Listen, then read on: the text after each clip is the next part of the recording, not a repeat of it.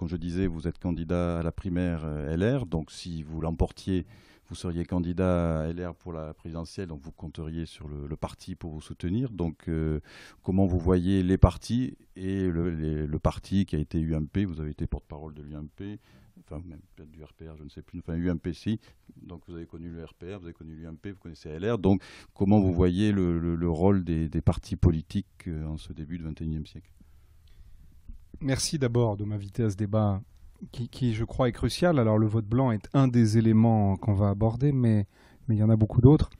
Sur le rôle des partis politiques, je fais partie de ceux qui dénoncent la dérive grandissante des partis politiques qui, à une époque, ont réussi. Après, on pouvait considérer que droite et gauche avaient parfois quelques aspects artificiels, mais en tout cas qui réussissaient à créer des possibilités pour les électeurs de se retrouver dans un certain nombre de principes ou de valeurs qui étaient incarnées par des formations politiques. Et puis en fait, il y a une évolution assez récente qui fait que les partis politiques sont surtout aujourd'hui des organisations qui veillent à tout faire pour gagner les élections, y compris d'ailleurs parfois avec beaucoup de cynisme, sans pour autant s'intéresser aux sujets qui intéressent nos compatriotes. Et donc on se retrouve avec un débat public, à droite comme à gauche, qui est animé avec sans doute la volonté essentiellement de divertir le peuple, au sens étymologique du terme, c'est-à-dire de le détourner des enjeux essentiels. Et c'est ce qui m'a amené d'abord, puisque vous avez rappelé que j'étais candidat à la primaire, non pas à LR, enfin malheureusement on voit que, peut-être le savez-vous, mais aujourd'hui même la haute autorité vient de rejeter ma candidature pour des questions de recevabilité. Je fais un recours et elle porte cette primaire le nom de candidature ouverte, primaire ouverte, de la droite et du centre. La droite et le centre, ça n'est pas que LR. La droite et le centre, c'est une multitude de formations politiques, plus ou moins importantes.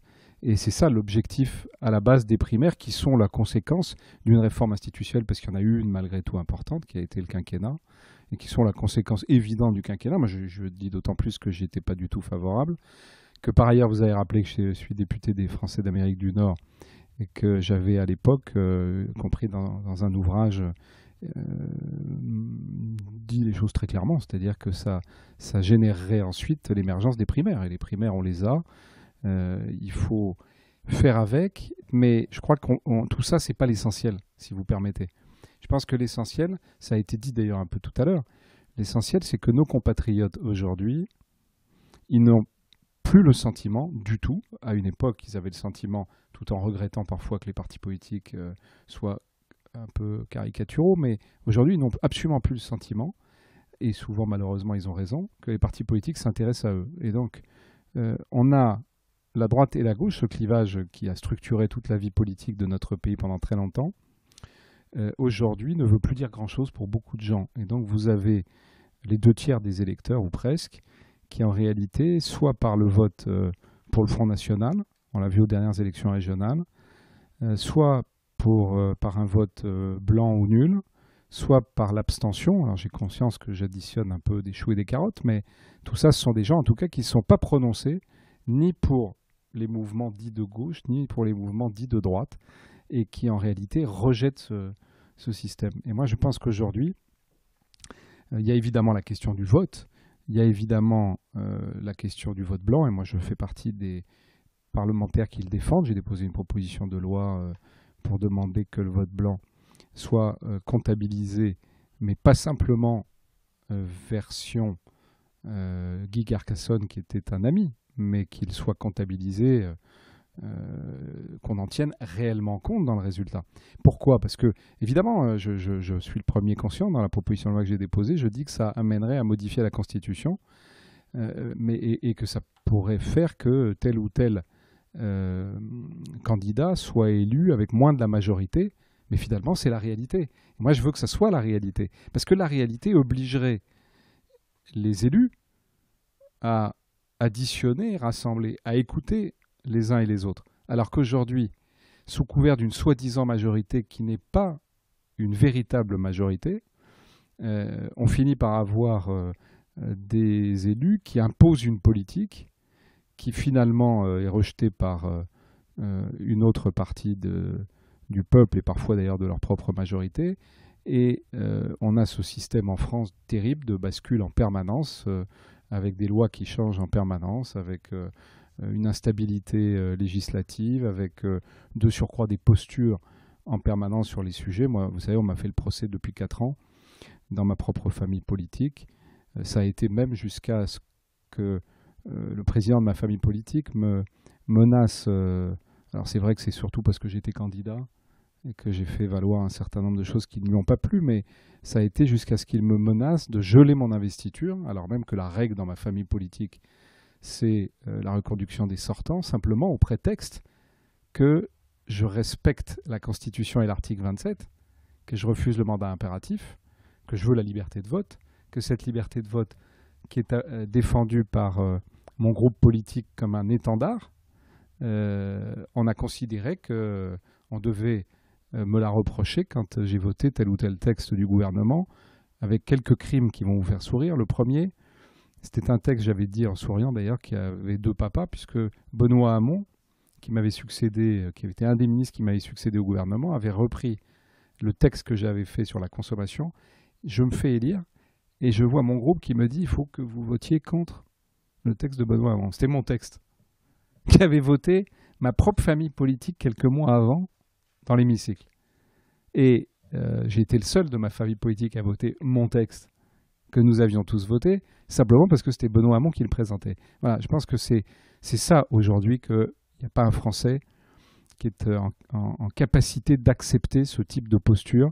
J'ai voté la loi Macron parce que je pensais que c'était une loi qui allait dans le bon sens, même si elle ne réglait pas tout.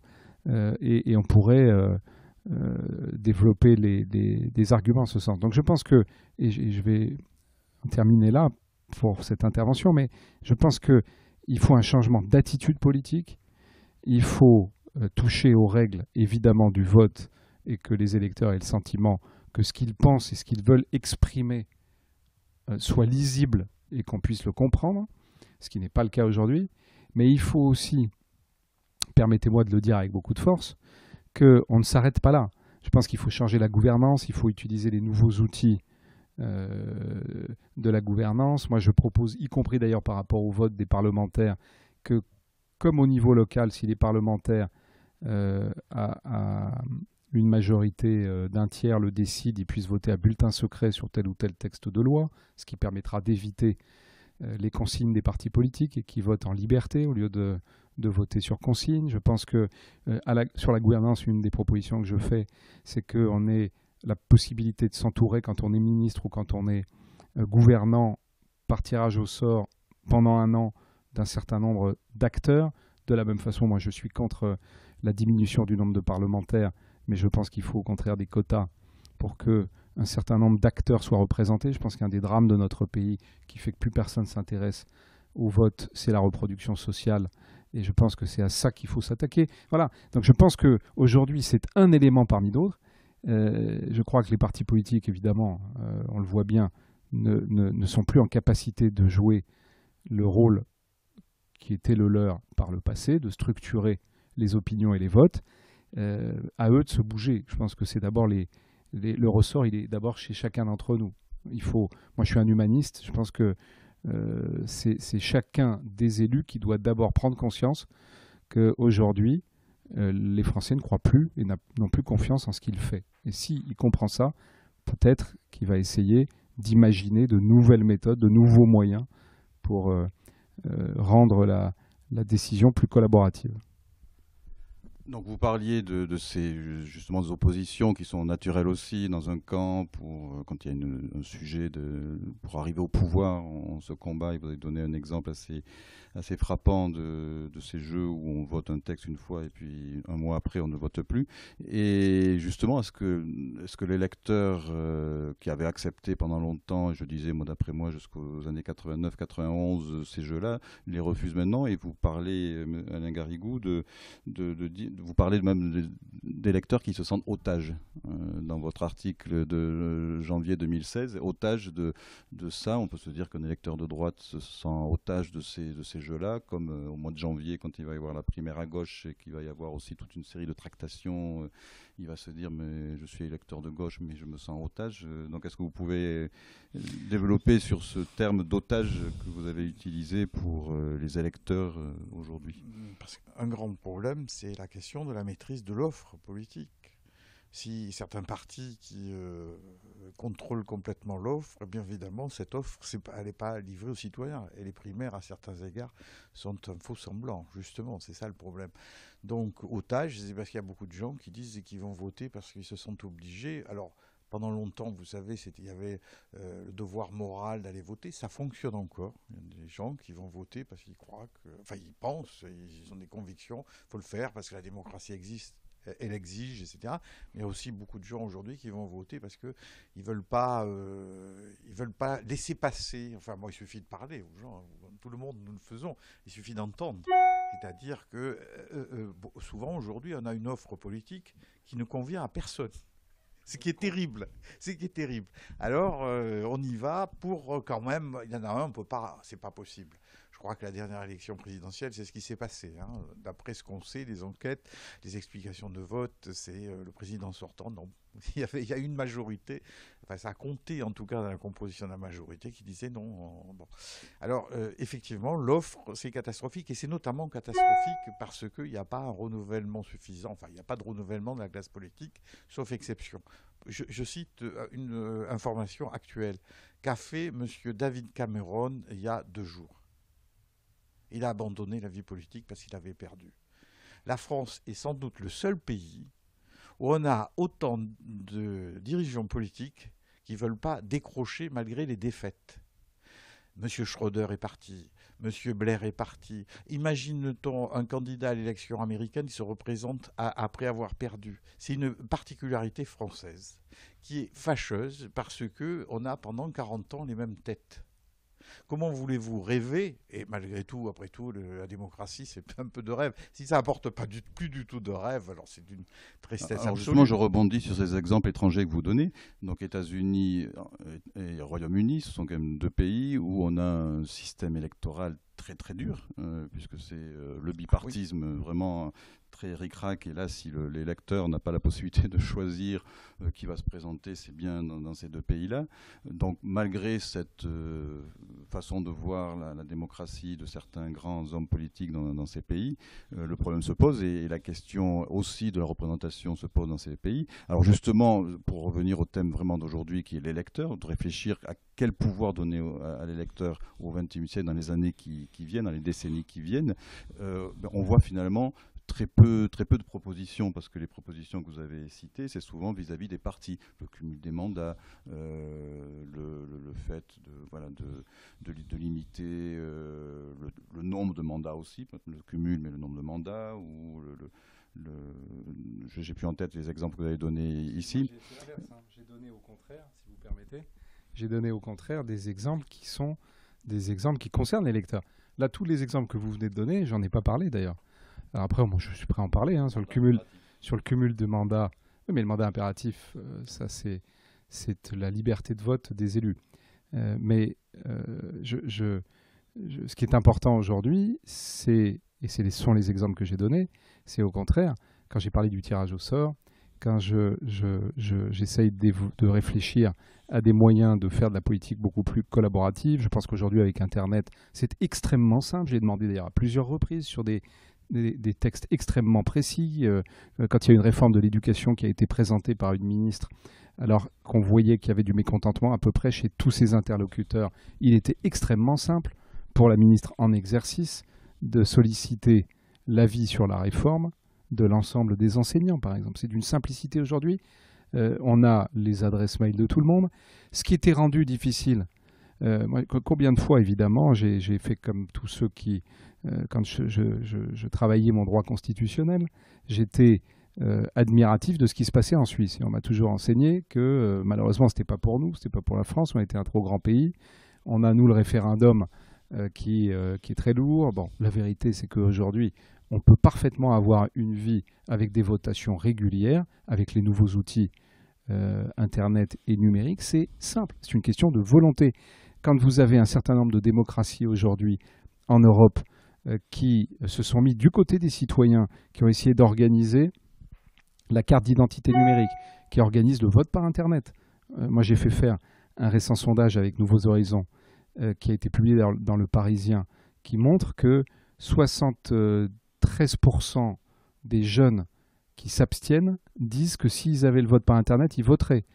On doit, je ne dis pas que c'est la seule solution, on doit lutter contre l'abstention. Mais pour lutter contre l'abstention, il faut à la fois rendre les choses plus simples, plus faciles, mais il faut en même temps donner la possibilité aux gens qui votent que leur vote soit entendu et par ailleurs leur donner d'autres moyens de participer au débat public. Il y a aujourd'hui une volonté, on le voit dans le monde économique avec l'économie collaborative qui se développe, il y a la même volonté chez beaucoup de citoyens de participer à leur avenir, et on a l'impression qu'on fonctionne comme s'il n'y avait pas ces évolutions technologiques, avec une captation du pouvoir par un petit nombre d'hommes et de femmes politiques qui cherchent à travers la puissance des partis politiques, et j'ai employé un mot très fort d'ailleurs hier, puisque je l'ai vécu à travers le gel de mon investiture, je le disais, et y compris la terreur, j'ai appelé ça du terrorisme politique, c'est-à-dire que ce n'est pas moi qu'on visait, par exemple, quand on a gelé mon investiture. On visait les gens qui me soutiennent, pour leur dire, si tu continues de soutenir Frédéric, on va te faire ce qu'on est en train de lui faire. Et donc ce mode de fonctionnement-là, c'est un mode de fonctionnement qui en rien n'est républicain et qui surtout est loin des pratiques de notre époque et des moyens que nous donne notre époque. Et moi, je pense que c'est ça aujourd'hui la vraie révolution qu'on doit mettre en place, une sorte de révolution moderne, qui est que si on veut que la reproduction sociale recule dans le pays, quand il y a des études aujourd'hui sur les récentes élections régionales et qu'on s'aperçoit que l'ensemble des jeunes candidats, ou la très grande majorité d'entre eux, sont choisis uniquement parce qu'ils préparent l'ENA, parce qu'ils ont fait Sciences Po ou qu'ils ont fait telle ou telle grande école, et qu'on regarde ce qui se passait il y a 20 ans ou il y a 30 ans dans le pays, et où les gens, on les choisissait parce qu'ils étaient agriculteurs, parce qu'ils étaient artisans, parce qu'ils étaient enseignants, et donc parce qu'ils savaient, ils connaissaient un certain nombre de choses. Voilà ce qui m'inquiète, moi, dans la vie politique d'aujourd'hui. Et voilà ce que je pense que nous devons essayer, les uns et les autres, de faire bouger, de bousculer dans le système d'aujourd'hui. Justement, bousculer, c'est peut-être pas forcément uniquement une question de technique, puisque le vote électronique, il est utilisé dans certaines élections professionnelles, et on voit que c'est des taux d'abstention qui battent des records, la participation devient inexistante, et pourtant les gens peuvent voter sur Internet. Donc il faudrait qu'il y ait autre chose derrière et que la personne...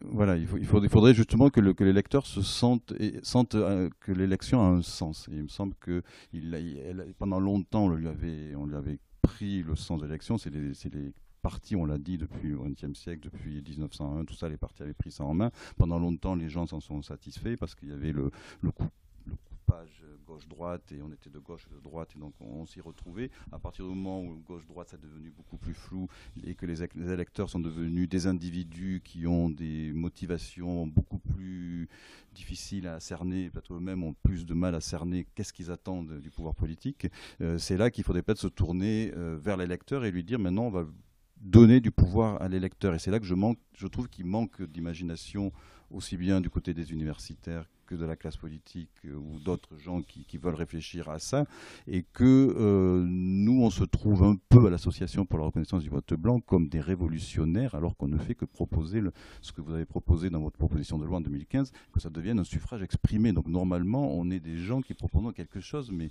de vraiment simple, qui n'a rien d'extraordinaire, et chaque fois qu'on en parle, chez des universitaires, chez des gens politiques, chez des éditorialistes de la place politique parisienne, on nous dit mais qu'est-ce que vous venez faire avec ça? C'est pas possible. Donc, Mais c'est comment bon on peut signe. expliquer le bon fait que signe. ne serait-ce que ce petit truc, parce que ça devrait être que le premier pas. Ce que vous avez proposé l'an dernier, c'est un premier pas. C'est pas ça qui va changer du jour au lendemain les choses. Mais une fois qu'on a fait ce pas, une fois qu'on a dit l'électeur est responsable, on le considère comme quelqu'un qui est responsable. Il va pas faire n'importe quoi. Il se lève pas le dimanche matin en se disant il y a des élections, je vais me débrouiller pour bloquer les institutions. Non, il se lève parce il va voter, il a des problèmes de chômage de ses enfants à l'école, donc il se dit je vais mettre un bulletin pour essayer de résoudre ça. Et il faut que le lendemain, il ait l'impression que son bulletin, il a pu avoir un sens. Bon, s'il a voté pour quelqu'un qui a que 2% des voix, il comprendra bien que ça ne va pas changer les choses. S'il a voté pour quelqu'un qui a plus de voix, il aimerait que ça change. Et pourtant, il se dit, on m'a oublié. Puis le jour où il vote blanc, là, on l'a complètement oublié. Donc, Alain Garrigou, d'où vient ce problème de réfléchir sur une petite chose aussi simple? Vous dites dans votre article de janvier, et puis sur le potentiel subversif du vote blanc, vous dites c'est le FN qui ne propose jamais le vote blanc. Mais ce que je constate, c'est que le grand absent sur la question du vote blanc, c'est la gauche. La gauche refuse le vote blanc. Sur 18 propositions de loi depuis 1990, il y en a 16 qui viennent du centre ou de la droite. Chez les députés. Chez les sénateurs, il faut aller chercher le sénateur Courteau de l'Aude. Qui connaît le sénateur Courteau de l'Aude, socialiste, qui le propose? Sinon, quand vous reprenez toute l'intelligentsia de gauche, c'est le vote obligatoire. Et c'est pas le vote blanc. Donc ça vient d'où que ce divorce entre la gauche et le vote blanc? Parce que tout simplement la gauche agit en tant qu'organisation. Que le problème, c'est pas une organisation de droite ou une organisation de gauche, c'est une organisation. Et ça tend à préserver les intérêts de l'organisation. C'est un certain Robert Michels qui a écrit ça dans la sociologie des partis politiques en 1911 ou 12, j'ai oublié, excusez-moi. Voilà, c'est tout. Il y a qui dit organisation dit oligarchie. Mais on a le CEVIPOF, qui est un institut universitaire pour qui le vote blanc n'est pas un sujet. Et qui fait l'opinion sur la place publique. Donc je sais que c'est des gens que vous côtoyez, ils ne sont pas dans le même monde que vous, mais vous voyez bien qu'entre Nanterre et CEVIPOF, qui c'est qui fait l'opinion sur la place politique à Paris? C'est le CEVIPOF. Vous leur accordez beaucoup, ça va leur faire plaisir. On les voit partout. Vous avez parfaitement raison. J'ai écrit un livre qui s'appelle Les élites contre la République, Sciences Po et l'ENA. Inutile de vous dire, je n'ai pas été recruté rue Saint-Guillaume. Mais bon, j'ai fait un travail là-dessus. Effectivement, c'est un laboratoire. Nous avons des divisions dans l'université. Bien entendu, c'est pas ma tasse de thé intellectuellement. Vous savez, pour eux, je ne suis pas leur tasse de thé. Je fais partie de ce qu'on appelle les sociologues bourdieusiens. Bref, l'horreur. Vous voyez. Donc voilà, on n'a pas. Eh bien, écoutez, je vous en remercie, mais je n'en ai pas honte en tout cas. Voilà. Bon, et en tout cas, ça permet un certain anticonformisme, non-conformisme. Ça permet peut-être justement des idées qui ne sont pas conventionnelles et qui dérangent. Si le vote blanc, effectivement, vous savez, je dirais mon métier d'universitaire, c'est pas un métier de réformateur. C'est un métier de critique. Bon, mais il se trouve qu'à certains moments, on peut pas rejeter. C'est ainsi que j'ai été mêlé à la question de la réforme des sondages, par exemple. Mais en croyant que jamais le Parlement ne ferait quelque chose. Mais donc, du coup, j'ai pu raconter à la presse exactement ce qui s'était passé, parce que les journalistes n'avaient pas suivi exactement la question. Et le fait de sortir de la condition universitaire, ça implique un certain nombre de risques. J'ai été pendant 6 ans en procès, quand même, M. Buisson, puis après fiducial, etc. Donc, vous étonnez pas que mes collègues universitaires ne soient pas si audacieux que ça. Je sais ce que ça coûte et on ne peut pas leur donner tort. Par contre, effectivement, ça ne veut pas dire qu'il ne faut jamais s'en mêler. Il m'est arrivé de me mêler de ces histoires, mais si vous voulez, j'ai été d'une certaine manière contraint, parce que j'avais trop écrit, j'en avais trop, parce que j'aime bien aussi me mêler intervenir dans les médias, et par conséquent, risquer des compromissions, simplement. Bien sûr, il ne s'agit pas de dire de se contenter d'une attitude qu'en religion on appelle le quiétisme, c'est-à-dire la volonté de Dieu, laissons faire, rien de providence. Non, il ne faut pas renoncer. J'ai commencé en étant quelque peu pessimiste, en disant attention, quand on touche les règles, on ne sait pas ce qu'on touche, et c'est pour ça que... Mais ça n'empêche pas d'essayer. Il me semble que le vote blanc, ça touche effectivement, je pense que ça c'est possible, ça touche à la question de la maîtrise de l'offre politique. Or, nous sommes dans un système politique qui est en bout de course. Hein, c'est une catastrophe. Donc, si vous voulez, rien que ce diagnostic fait que j'interviens et que, après tout, on me dirait, mais alors, la catastrophe, c'est bien, comme on m'a dit souvent, et notamment les sondeurs, c'est, mais qu'est-ce que vous proposez ? Alors je leur dis, moi, c'est pas mon travail. Alors il y a des limites, si vous voulez, on a beau être dans le scientifique, bon, la moindre des choses, c'est de participer minimalement à la vie de la cité. Et quand il y a des solutions qui sont raisonnables, qui ne sont pas celles simplement du volontarisme, car il faut quand même constater que les institutions changent de manière considérable quand il y a des crises politiques gravissimes. En France, on a l'art de ça. Mais bon, les États-Unis ont un système encore plus ancien que le nôtre, et Dieu sait qu'il leur coûte très cher aussi. C'est un système très coûteux, très lourd, etc. On s'en aperçoit. Mais donc, la question se posait, est-ce qu'on peut changer quelque chose ? Et moi, je suis un sociologue de sport à l'origine. Hein, voilà. Puis après, j'ai converti l'intérêt pratique en intérêt théorique. C'est pour ça que je parlais des changements des règles du jeu. Si vous saviez ce que c'est pour changer une petite règle de regarder la vidéo, parce que je réfléchis là-dessus avec des gens qui sont du métier. Changer la dimension des poteaux, ça leur fait peur. On va tout, c'est la révolution. Mais comment ? Et vous avez toujours des objections. Toujours. Donc, c'est rassurant d'entendre des objections. Comme il y a eu 30 ans d'objections avant qu'il y ait l'isoloir. Ah oui, oui, ça c'est une histoire de 30... Vous avez parfaitement raison. Dieu sait ce qu'on allait inventer. Maintenant, ça fait rigoler. Et ça avait été complètement oublié. J'ai exhumé cette histoire puisqu'on disait que les électeurs, les paysans notamment, n'allaient pas savoir mettre leur bulletin dans l'enveloppe, dans le noir de la cabine. Vous voyez, le genre avec leurs gros doigts durcis par le travail, les ouvriers aussi. Donc, la mauvaise foi, c'est l'adversaire récurrent. Bon, sur l'histoire du vote blanc, il s'agit d'expliquer tout simplement que ce n'est pas seulement une manière de redonner de la souveraineté à l'électeur qui en est dépossédé par le contrôle de l'offre politique par les partis politiques. Puisque jusque dans des primaires, hein, bon, je crois qu'ici il y a un acteur de la chose, mais la dépossession est extraordinaire. Bon. Alors, redonner une partie du contrôle de l'offre aux électeurs, ça me paraît absolument nécessaire aujourd'hui, à la fois pour la légitimité des élus et pour l'efficacité politique. Car un des problèmes, c'est pas simplement la question de l'élection. S'il y a une telle défiance à l'égard de la politique en général et des politiques, c'est parce qu'il y a une forte impression, plus qu'une impression, une certitude de l'impuissance des politiques. C'est-à-dire qu'ils promettent, ou ils ne promettent pas, mais en tout cas, ils n'arrivent pas à faire grand-chose. Alors ça, c'est un vrai problème qu'on retrouve, par exemple, dans l'évolution des codes de popularité ou des codes de confiance au lendemain d'élections. Aujourd'hui, un président de la République, il sait qu'il va avoir une cote de popularité positive pendant 3 mois. Et après, c'est le gouffre. Les 3 derniers présidents, ils sont passés. Et l'état de grâce, c'est une histoire très ancienne. Et on retrouve exactement des courbes parallèles. Alors, bon, on accepte plus ou moins la réalité de cette impopularité, mais on la constate régulièrement. Je veux dire, dans les conversations, etc., on voit bien qu'il y a une défiance à l'égard des politiques qui est extraordinaire. On se dit, de toute façon, ils ne peuvent rien. Et de plus en plus, ce qui est extrêmement grave pour la légitimité de l'ordre démocratique, on voit apparaître cette impuissance face à des rivaux, notamment ce qu'on appelle les puissances privées indépendantes, c'est-à-dire celles qui fraudent le fisc, les multinationales, les institutions, disons, supranationales, les organisations comme l'Union européenne, qui laissent penser que, de toute façon, à quoi ça sert de voter, puisqu'on nous impose des candidats, que finalement, on a le choix.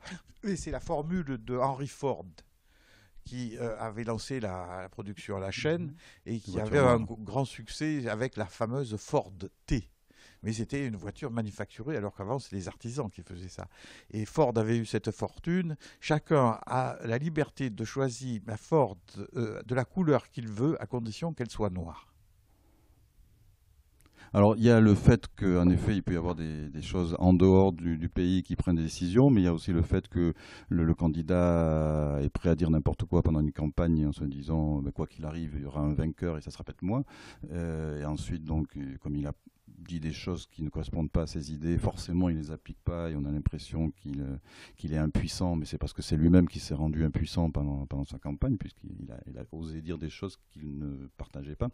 Et donc c'est peut-être pour ça que l'électeur pouvant rejeter la classe politique qui resterait dans ce jeu-là de je suis prêt à dire n'importe quoi pour me faire élire, mais si finalement les électeurs pouvaient dire ben non, on n'en veut pas de vous, on pourrait espérer que ça change. Alors je disais que la gauche, elle est vraiment absente sur la question du vote blanc. On a beaucoup plus de députés, de sénateurs de droite. Alors je vais vous donner la parole, Frédéric Lefebvre, pour que vous m'expliquiez un petit peu plus ce que vous voyez derrière le vote blanc, parce que dans votre proposition de loi, c'est quand même assez vague.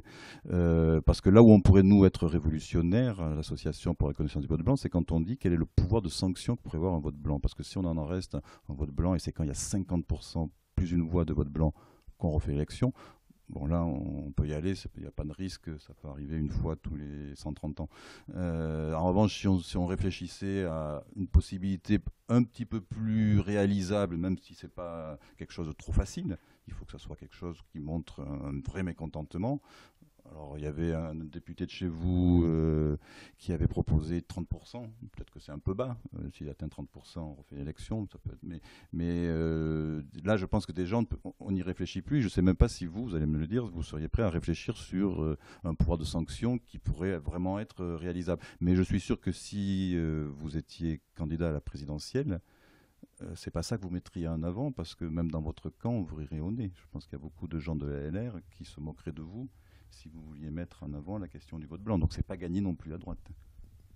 Non, mais si je le mettais pas en avant, et si je le mets d'ailleurs pas en avant, même si j'en parle volontiers, c'est que je pense que c'est pas non plus la priorité. Il faut pas. Il y a un moment, vous savez, il faut être. Moi, je défends cette idée parce que je pense, notamment parce que je vous l'ai dit tout à l'heure. Moi, j'ai commencé ma vie politique avec Jacques Chaban-Delmas quand j'étais très jeune. J'étais la petite main du cabinet. Il m'a appris une chose, c'est que pour réformer, il fallait additionner. L'avantage du vote blanc, c'est que du coup, il n'y a pas un candidat qui peut revendiquer une fausse majorité absolue qu'il n'a pas, et il est contraint. Et il n'y a pas besoin d'aller inventer des tas de choses, il suffit simplement d'avoir le résultat, si on le comptabilise par rapport au suffrage exprimé. Ça veut dire que celui qui gagnera l'élection représentera un pourcentage précis, parce qu'il est devant un autre, mais un pourcentage précis. Ce qui voudra dire simplement qu'il est contraint, c'est son devoir du coup, et tout le monde le saura, et ça sera lisible, il est contraint de travailler avec les autres et de s'additionner. C'est ça que je recherche, moi, avant tout, dans le vote blanc. Je pense que la fausse victoire majoritaire, c'est ce qui tue notre système démocratique. C'est ce qui fait que un président de la République élu avec une majorité arrachée, parce que c'est toujours en plus une majorité assez courte, mais qui plus est, sans tenir compte des votes blancs, devient en réalité une minorité, va se mettre à imposer à l'autre moitié de la France une vision, alors même qu'il faut additionner. Et ça permettrait, et c'est pour ça que je pense qu'en soi, à partir du moment où on a le courage de le comptabiliser vraiment, ça permettrait de donner une lisibilité des opinions des uns et des autres dans le pays. Ça permettrait ensuite de construire et d'additionner, mais surtout, je pense que au-delà de la question même du vote blanc, tout ce que j'ai dit tout à l'heure que vous avez balayé assez rapidement, et je comprends parce que c'est votre combat. À partir du moment où on est une association construite sur un objectif, évidemment, je ne vais pas moi vous reprocher de défendre cet objectif et de le faire au maximum. Mais donc vous avez balayé assez rapidement tout ce que je disais tout à l'heure, qui pour moi est un arsenal de mesures démocratiques qui peuvent permettre de changer le débat public et la construction de la décision dans un pays comme la France. Quand tout à l'heure j'ai souri ensuite, puisque j'ai compris pourquoi vous-même vous aviez souri quand je parlais de reproduction sociale, puisque vous avez révélé votre passion pour Bourdieu. Mais quand je vais au cours des 122 étapes que je fais là dans cette campagne, quand je vais à la Goutte d'Or, quand je vais à Roubaix, quand je vais dans un certain nombre de quartiers, que je vais voir des jeunes qui sont à double racine, moi, qu'est-ce qui me frappe comme inégalité dans ce pays?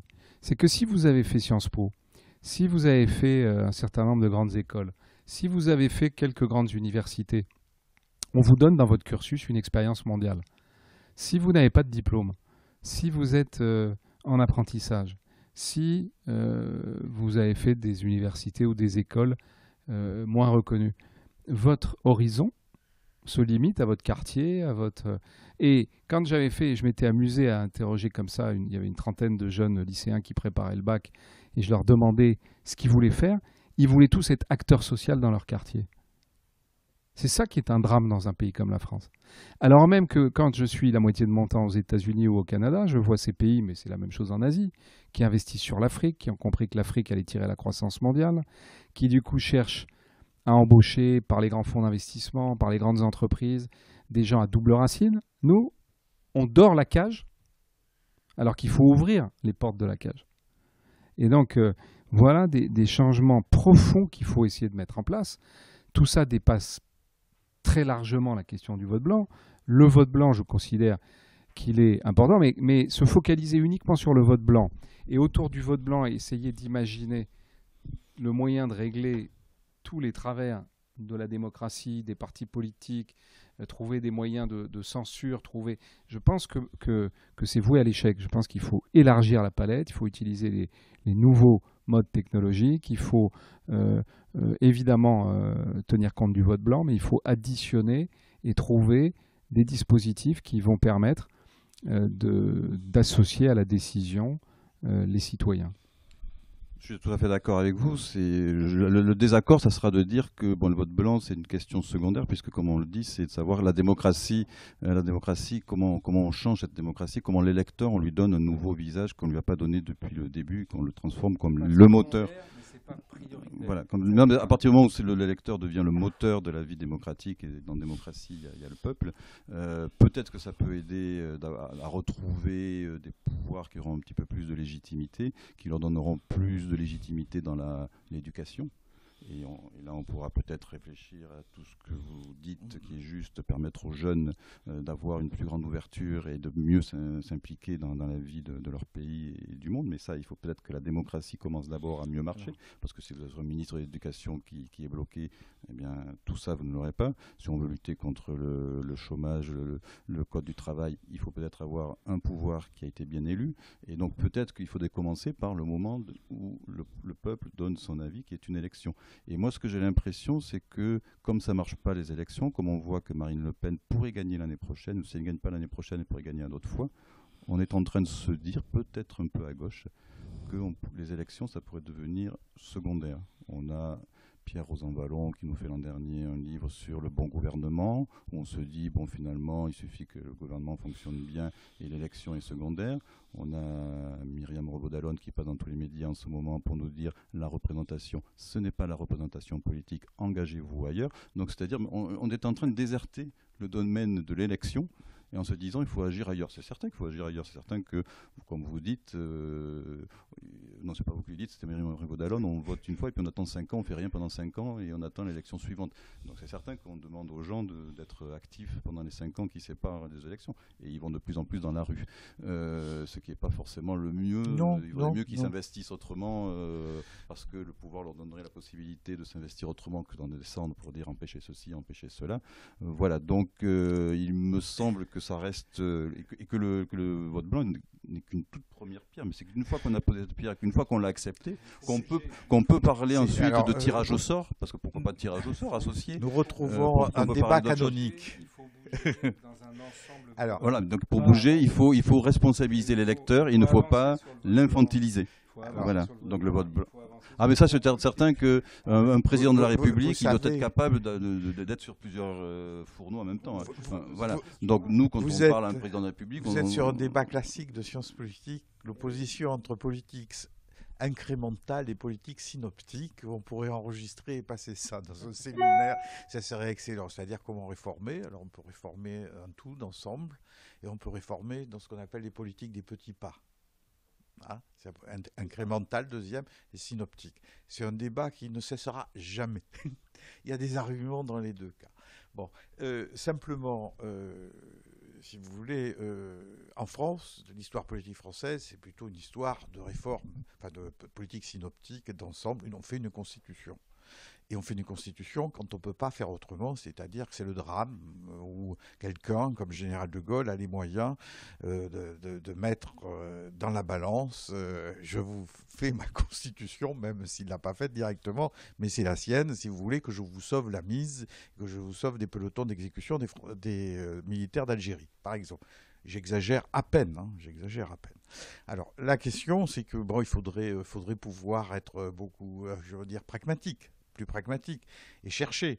Alors, a priori, bien sûr que le système politique nécessite un certain nombre de changements, bon, d'ensemble, etc. Mais après tout, c'est pas gênant, par exemple, de commencer par le vote blanc, pourquoi pas. C'est la politique aussi du levier. De moment un levier, je soulèverai le monde. C'est-à-dire que qu'est-ce que ça changerait le vote blanc? Moi, personnellement, je vous dis, j'ai pas la vocation, je suis pas politicien, moi, au sens péjoratif, je fais pas de la politique, je l'étudie. Donc, si vous voulez, j'ai plutôt tendance à être sceptique. Mais pourquoi pas? Parce que je ne crois pas que ça détruirait l'ordre social et que nous arriverions à la guerre civile avec le vote blanc. Par contre, effectivement, sur la question de la restauration d'une dignité citoyenne, enfin du sens de on peut faire quelque chose, maîtriser l'offre, après tout, c'est ça l'intention des primaires. Et c'est là que ça ne marche pas bien. Mais redonner donc aux citoyens une sorte de retour, enfin, un gain de souveraineté, c'est-à-dire plus de pouvoir, et pas avoir l'impression de la dépossession. Parce que c'est ça le problème de la démocratie en France, c'est le sentiment croissant de dépossession des citoyens. Et pouvoir les sanctionner, après tout, dans les vieilles démocraties, il y avait le veto, une sorte de veto. Aux États-Unis, il y a l'impeachment. Bon, on sait que ça peut permettre des choses pas très catholiques, du genre essayer d'empêcher, excusez la traduction, un président sur des affaires sexuelles. Bon, mais malgré tout, et c'est pour ça que je parlais de M. Cameron, je n'ai pas une affinité spéciale avec M. Cameron, mais la question de la stabilité du personnel politique, non plus, ce n'est pas le problème de la reproduction. Bon, c'est fâcheux, je trouve, pour les gens de voir des vieilles têtes. C'est-à-dire, c'est ce qu'on avait remarqué quand M. Jospin, M. Chirac, en 2002, un éditorialiste américain avait dit, vous vous rendez compte, c'est des gens qui ont commencé leur vie politique dans les années 60. Il oubliait, lui, que George W. Bush était le fils d'un président, ce qui était plus difficile en France. Dans la reproduction, ça existe toujours, ne serait-ce que par la position sociale, par les grandes écoles, etc. Mais c'est la question de la confiance. Être complètement dépossédé, ça amène des gens à être indifférents, à ne plus se préoccuper de la chose publique. Et ce n'est pas du volontarisme de dire aux gens il faut qu'ils participent. On sait par multiples expériences que les gens ne participent pas spontanément. C'est-à-dire que l'élection a marché pendant un siècle et en plus en France. Le suffrage universel a été adopté par les Français, non pas parce qu'ils ont été convaincus des vertus du suffrage universel. C'est tout simplement parce qu'ils ont été convaincus que ça servait à quelque chose de désigner des représentants. Pourquoi?